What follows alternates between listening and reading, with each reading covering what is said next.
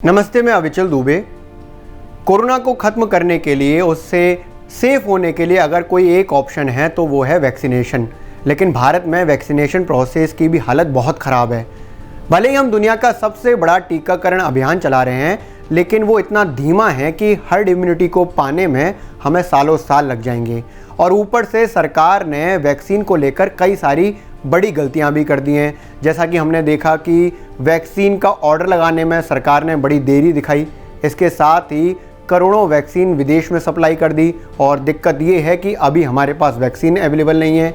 हालिया वक्त में जो सबसे बड़ी गलती सरकार की तरफ से समझ में आ रही है, या कहें जल्दबाजी में लिया गया डिसीजन दिख रहा है, वो है 18+ लोगों को 1 मई से वैक्सीनेशन प्रोसेस में शामिल करना। दरअसल भारत में हर्ड इम्यूनिटी पाने के लिए 100 करोड़ लोगों को वैक्सीन लगने की ज़रूरत है।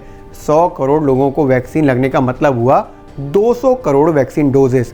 और भारत में अब तक सरकार ने 45 करोड़ वैक्सीन डोजेस का ऑर्डर दिया हुआ है। ऐसे में सरकार ने 1 मई से 18+ लोगों को भी इस वैक्सीनेशन ड्राइव में शामिल कर लिया। अब दिक्कत ये हो रही है कि 45+ वो लोग जिनको पहले से वैक्सीन लग रही थी, उनको वैक्सीन नहीं मिल रही है, उनको टीके का टोटा हो रहा है। साथ ही ऐसे भी लोग 45+ में जिनको एक वैक्सीन की डोज लग चुकी है तो दूसरी डोज नहीं मिल पा रही है।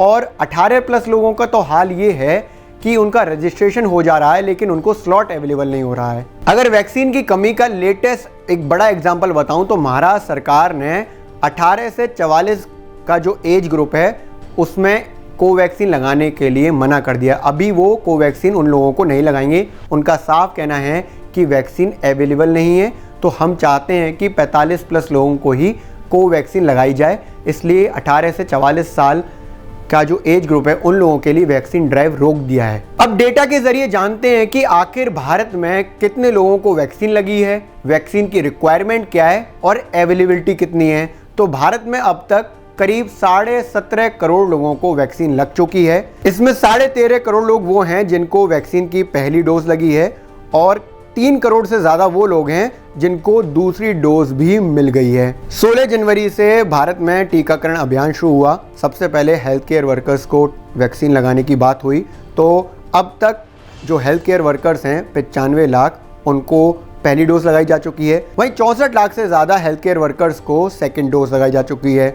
2 फरवरी से फ्रंटलाइन वर्कर्स को इस प्रोसेस में शामिल कर लिया गया, जिसमें 1 करोड़ 40 लाख लोगों को अब तक पहली डोज लगाई जा चुकी है। वहीं 77 लाख से ज़्यादा फ्रंटलाइन वर्कर्स ऐसे हैं जिनको सेकेंड डोज भी लग चुकी है। 1 मार्च से 45+ ऐसे लोग जिनको कुछ गंभीर समस्याएं हैं और 60 साल से ऊपर के लोगों को वैक्सीनेशन ड्राइव में शामिल किया गया। और फिर 1 अप्रैल से सभी 45 साल से ऊपर के लोगों को इस प्रोसेस में शामिल कर लिया गया।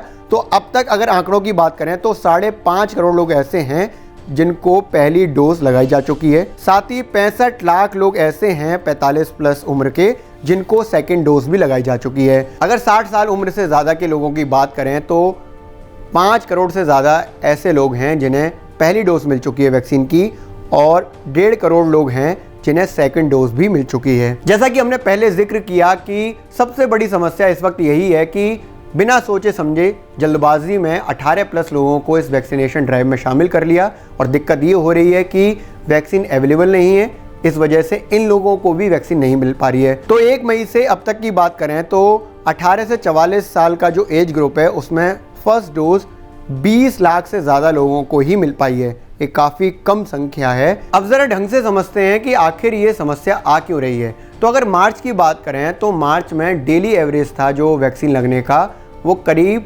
16 लाख से ज़्यादा था। और उस वक्त जो है 45+ सभी लोग इसमें शामिल नहीं थे, और अब जो शामिल हुए 1 मई से वो लोग भी शामिल नहीं थे। उसके बाद अगर अप्रैल की बात करें तो अप्रैल के शुरुआती जो कुछ दिन रहे वहाँ पर काफ़ी एवरेज में सुधार हुआ और 45 लाख करीब एवरेज रहा डेली वैक्सीन लगने का। अप्रैल आखिरी आते आते डेली एवरेज 21 लाख आ गया।